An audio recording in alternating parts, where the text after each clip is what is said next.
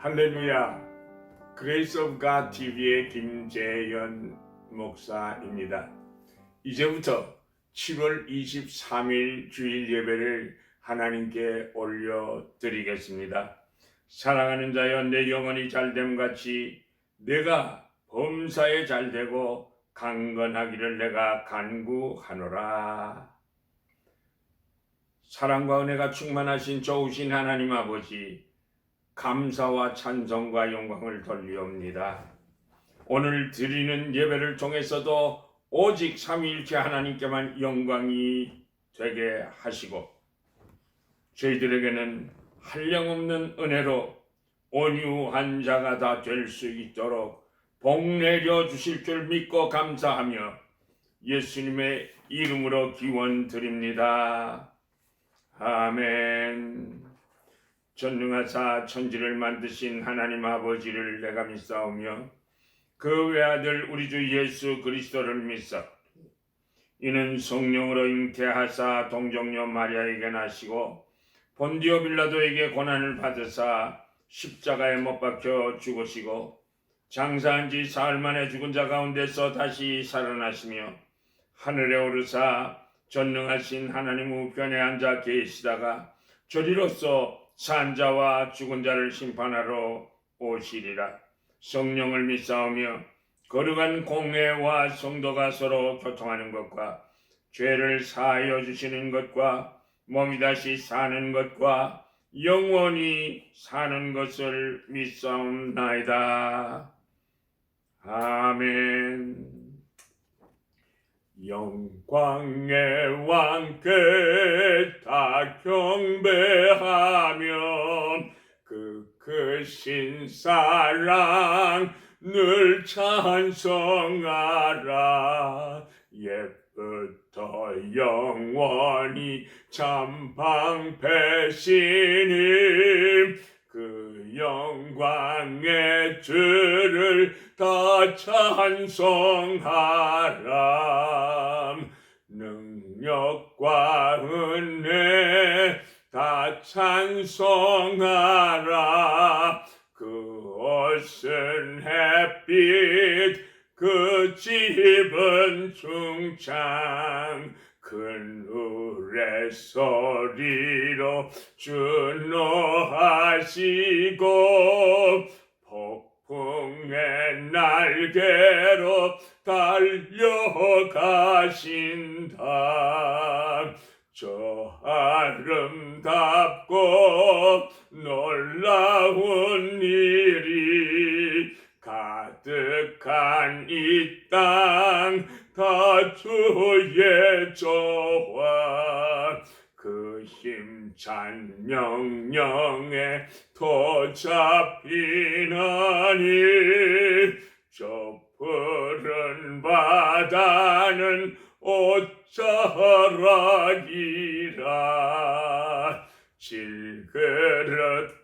질그릇같이 연약한 인생 주지하여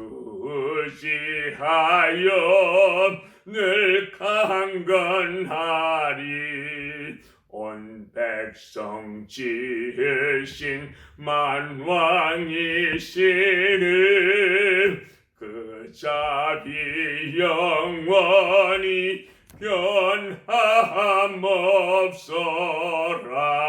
변함없소라. 아멘. 하나님의 말씀은 마태복음 5장 5절 말씀입니다.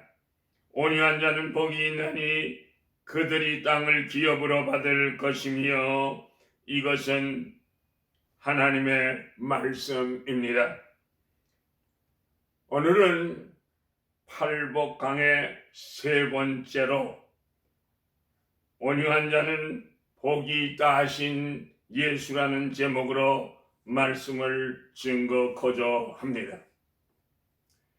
예수님께서는요, 산상보훈을 가르치시면서 팔복을 말씀해 주셨습니다. 심령이 가난한 자가 복이 있다 하시고 애통하는 자가 복을 받을 것이라고 말씀하신 후에 이어서 예수님께서는요, 온유한 자에게 주시는 복을 말씀하셨습니다.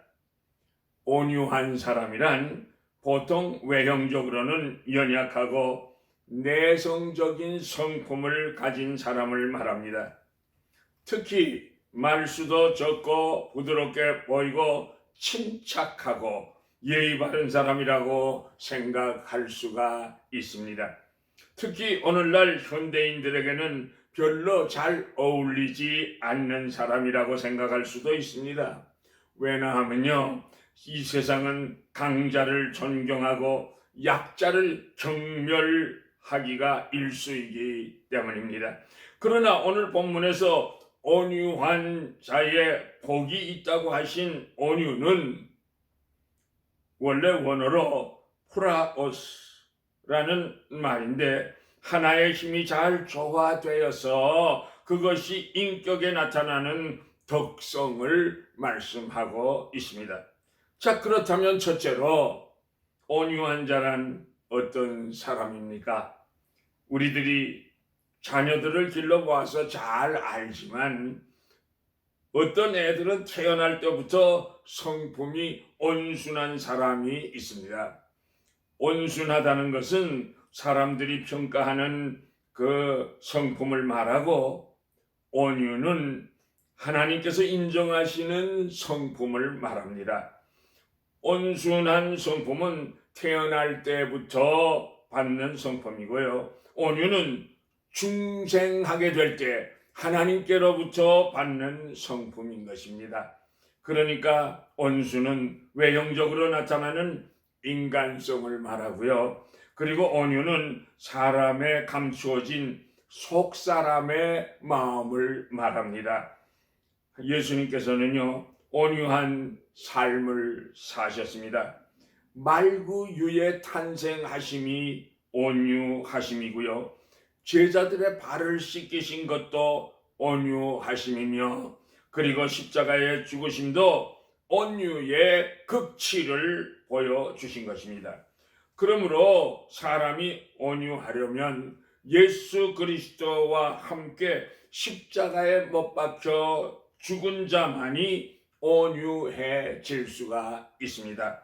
온유는 정과 욕심을 십자가에 못 박은 사람만이 갖게 되는 성도들의 인격입니다. 예수님께서 마태복음 11장 28절 이하에서 수고하고 무거운 짐진 자들아 다 내게로 오라. 내가 너희를 쉬게 하리라. 나는 마음이 온유하고 겸손하니 나의 멍에를 메고 내게 배우라. 그러면 너희 마음이 쉼을 얻으리라. 그 예수님께서 말씀하셨습니다. 또한 이사야 42장 3절에 장차 오실 메시아를 예언하시면서 상한 갈대를 꺾지 아니하며 꺼져가는 등불도 끄지 아니하고 진리로 공의를 베풀 것이라고 말씀하셨습니다. 이것이 온유한 성품이 아니겠습니까? 뿐만 아니라 이사야 53장 7절에 그가 곤욕을 당하여 괴로울 때도 그 입을 열지 아니하였으며 마치 도수장으로 끌려가는 어린 양과 털 깎는 자 앞에 잠잠한 양같이 그 입을 열지 아니하였도다라는 예언의 말씀도 역시 예수 그리스도의 온유하신 모습을 보여주는 것이 아니겠습니까? 그러나 예수님의 성품이 온유하셨지 온순한 것만은 아니었습니다. 바리새인들을 향해선 예수님께서 이 독사의 자식들아 누가 너희로 임박한 진로를 피하라 하더냐고 책망하셨습니다.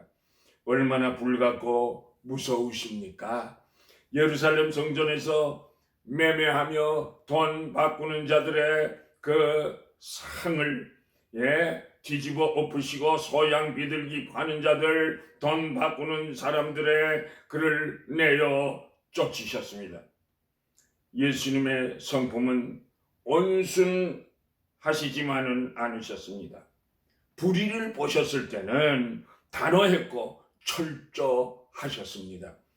그러므로 온유는 불의한 일에는 분노할 줄 알아야 합니다.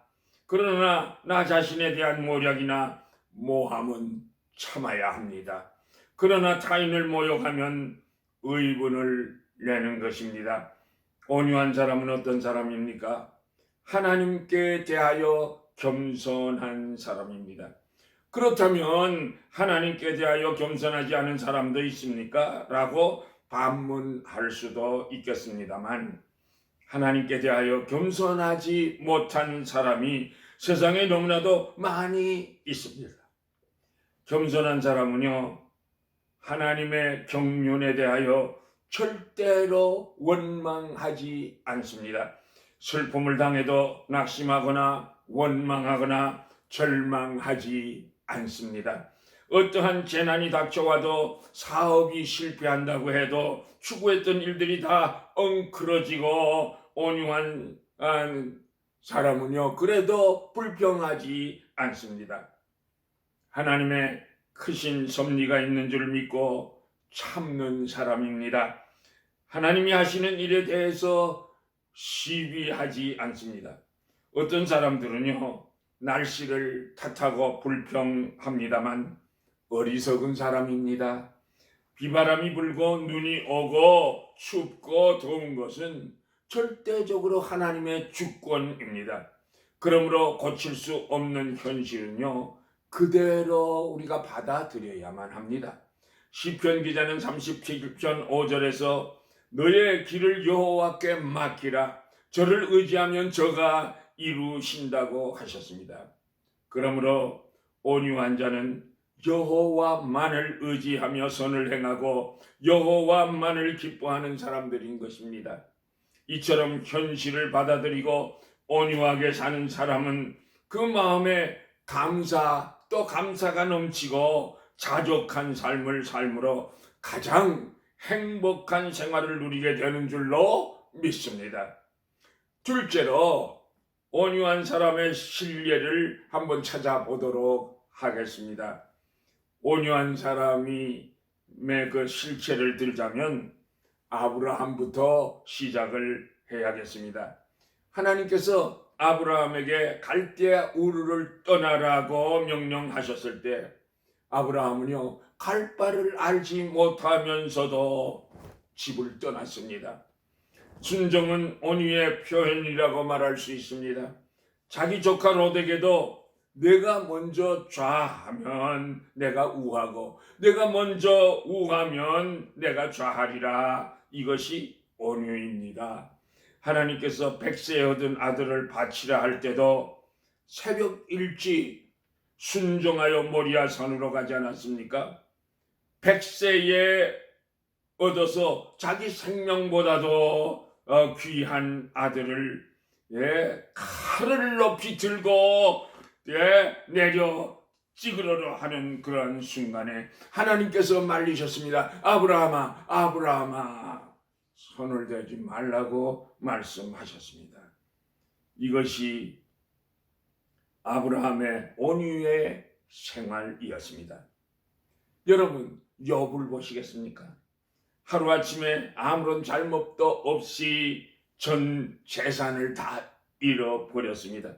자식을 다 잃었습니다. 명예도 다 잃어버렸습니다. 건강까지 다 잃어버렸습니다. 아내는 남편 욥을 저주하고 떠나가 버렸습니다. 그러나 욥은 하나님께 불평도 원망도 반항도 하지 않았습니다. 오직 여호와께서 주시고 여호와께서 거두어 가시니 오직 여호와 이름을 찬송하리로다. 이것이 온유한 사람의 모습입니다. 요셉을 보세요.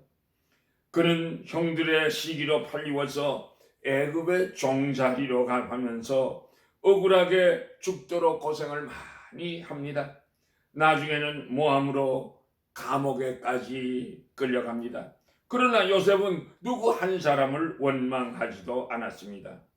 그저 주어진 환경에서 순종하며 최선을 다할 줄 알았습니다.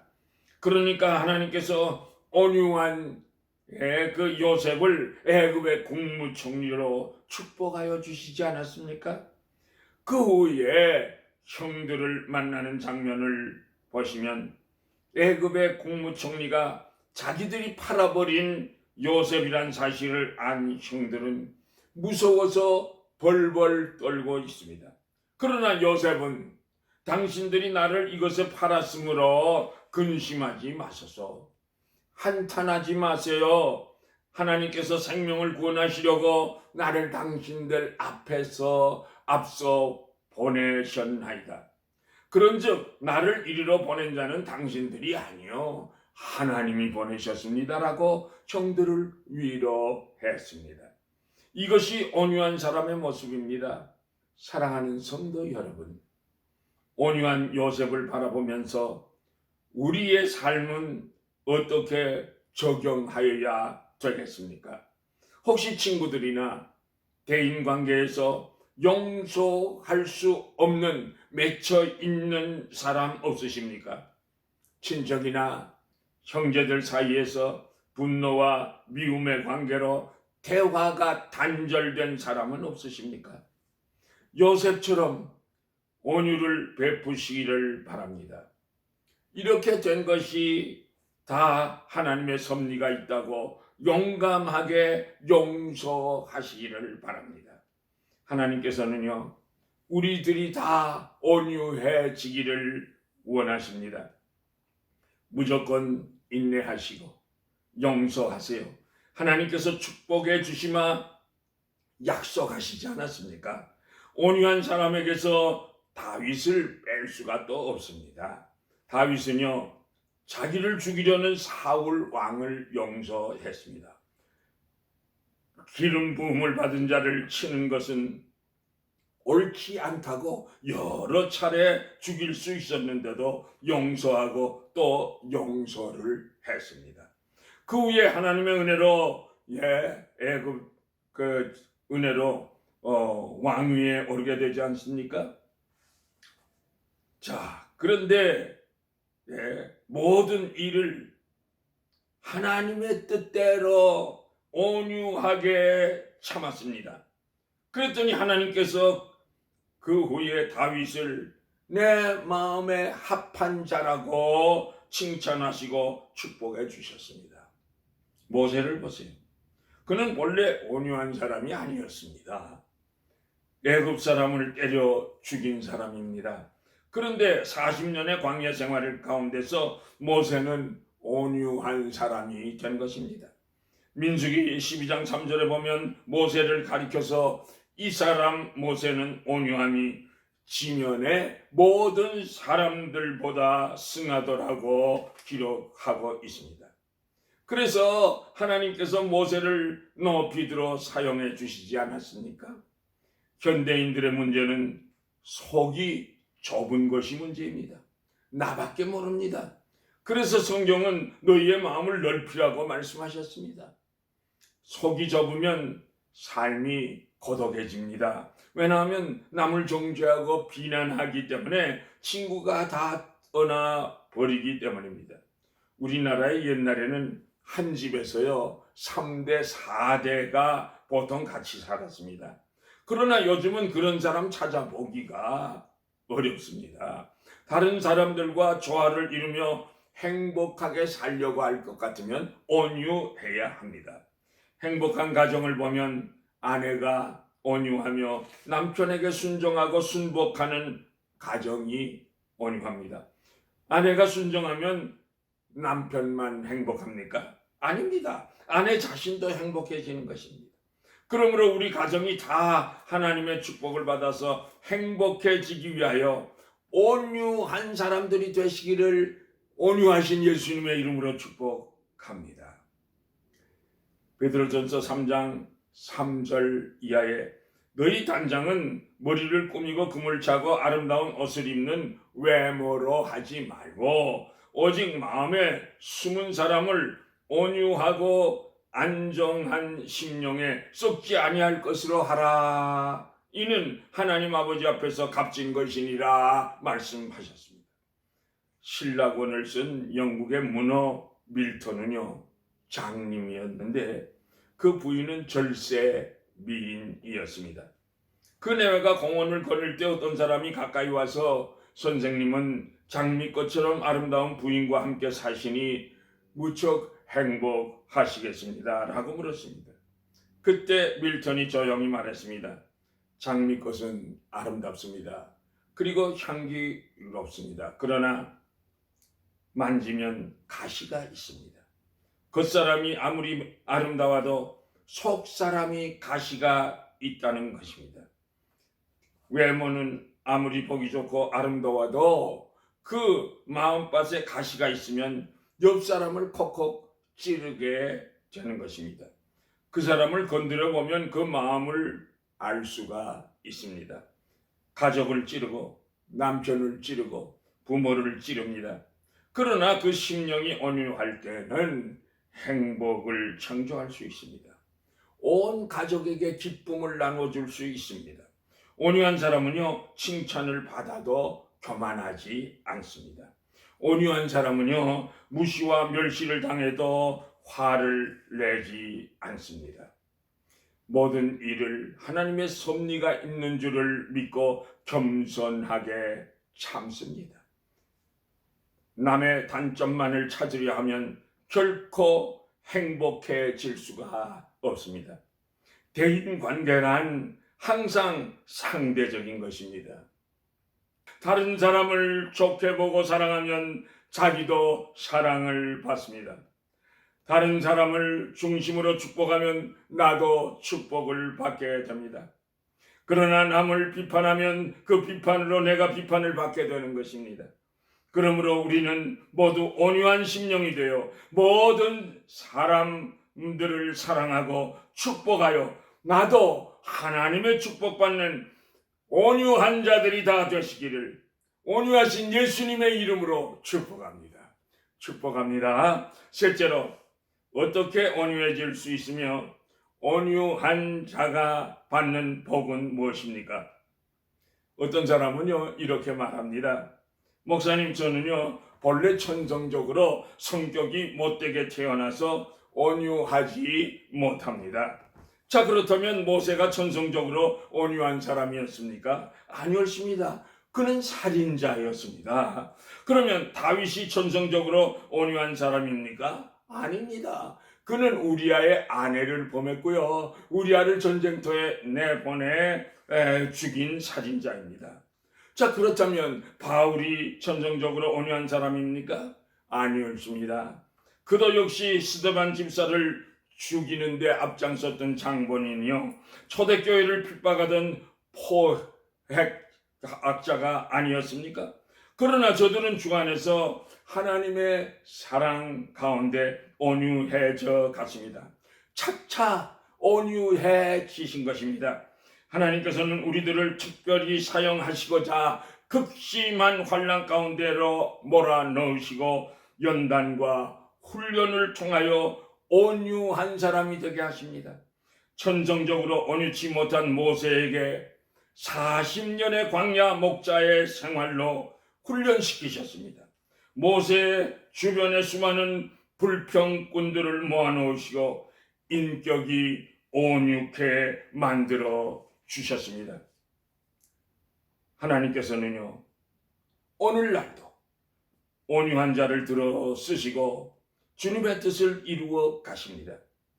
온유치 못한 사람은 철저하게 깨뜨리시고 온유하게 고치신 다음에 쓰시는 것입니다. 하나님께서 나를 쓰시지 않으신다면 우리 자신이 온유하지 않기 때문인 것입니다. 그러므로 주님, 나도 온유한 사람이 되게 하옵소서라고 먼저 기도해야 될 것입니다. 우리의 심령이 십자가에 못 박히게 될 때 온유해질 수가 있습니다. 주님께서는 온유한 사람을 들어 사용하시고 그를 통하여 주의 능력을 나타내시고 영광을 나타내 보여주십니다. 그러므로 천국은 온유한 사람들만이 살 수 있는 것입니다. 디모데후서 2장 12절에 참으면 주와 함께 왕노릇할 것이요 라고 말씀합니다. 옳습니다. 옳은 자가 되면 우리는 주님과 함께 저 소망의 천국에서 주님과 함께 왕노릇하게 될 것입니다. 사랑하는 성도 여러분, 당신은 오늘도 성령 안에서 온유해 가시고 계십니까? 주님을 닮아가고 있으십니까? 온유한 사람만이 영광스러운 소망의 천국을 기업으로 얻게 되는 줄로 믿습니다. 우리 모두 다 온유한 자가 되시기를 온유하신 예수 그리스도의 이름으로 축복합니다. 할렐루야.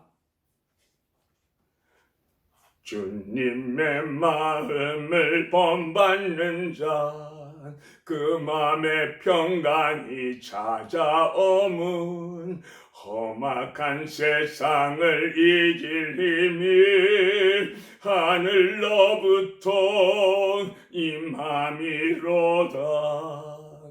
주님의 마음 본받아 살면서 그 거룩하심 나도 이루리. 주 모습 내 눈에 안 보이면 그 음성 내 귀에 안 들려도 내 영혼 날마다 주를 만나 신령한 말씀 늘 배우도다. 주님의 마음 본받아 살면서 그 거룩하심 나도 이루리.